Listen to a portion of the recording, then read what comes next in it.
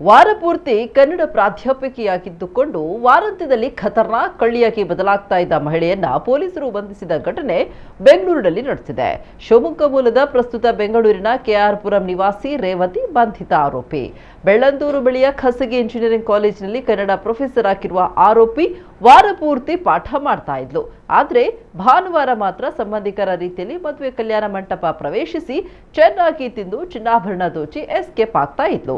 ಭಾನುವಾರದ ದಿನ ಬೆಂಗಳೂರಿನ ರೌಂಡ್ಸ್ ಆಗ್ತಾ ಇದ್ದ ಈಕೆ ಮದುವೆ ಇರುವ ಹಾಲ್ಗಳಿಗೆ ಪ್ರವೇಶ ಮಾಡ್ತಾ ಇದ್ಲು. ಬಸವನಗುಡಿ ಪೊಲೀಸರ ವಿಚಾರಣೆ ವೇಳೆ 3 ಕಳವು ಪ್ರಕರಣ ಬೆಳಕಿಗೆ ಬಂದಿದೆ.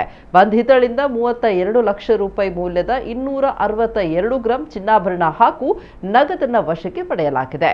ಬೇರೆ ಬೇರೆ ಕಲ್ಯಾಣ ಮಂಟಪದಲ್ಲಿ ಇದೇ ರೀತಿ ಈಕೆ ಕೃತ್ಯ ಎಸಗಿರುವ ಸಾಧ್ಯತೆ ಇದ್ದು ಪೊಲೀಸರು ಆಕೆಯನ್ನ ಮತ್ತಷ್ಟು ವಿಚಾರಣೆ ನಡೆಸ್ತಾ ಇದ್ದಾರೆ.